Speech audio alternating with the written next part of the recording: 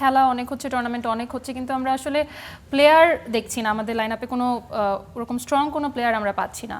এই বিষয়টা আসলে কিভাবে? এইটা গুড পয়েন্ট।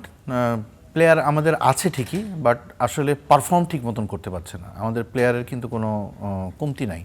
আমাদের এই টিম আছে, আমাদের একাডেমিক টিম, একাডেমি আমাদের যে ধরনের খেলা বা টিম ধরনের যে ধরনের আপনার টিম করার দরকার, এই টিম ভিত্তিকেও কিন্তু আমাদের আছে, কিন্তু ওই ধরনের খেলাগুলি আমাদের কম হচ্ছে। আমাদের সময়ের একটা ব্যাপার আছে। প্রত্যেক ন্যাশনাল টিমের প্লেয়াররা ইন্টারন্যাশনাল ম্যাচগুলিতে একটু বেশি সময় দিতে হচ্ছে, এই জন্য আকর্ষণটাও কিন্তু কমে যাচ্ছে ঘরোয়া ক্রিকেটের। তাদের ইনভলভমেন্টটা একটু কম। তো সব কিছু মিলে কিন্তু আপনাকে অ্যাডজাস্ট করতে হয় এফটিপির উপরে। তো সেটাও কিন্তু একটা বড় বাধা।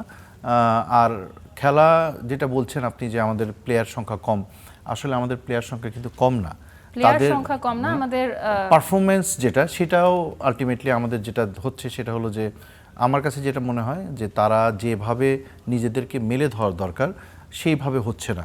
এটা নির্ভর করে হলো তাদের মানসিকতার উপরে, তাদের ডিসিপ্লিনের উপরে। এটাও একটা বড় একটা বাধা হয়ে দাঁড়াতে পারে আমার কাছে যতটুকু মনে হয়।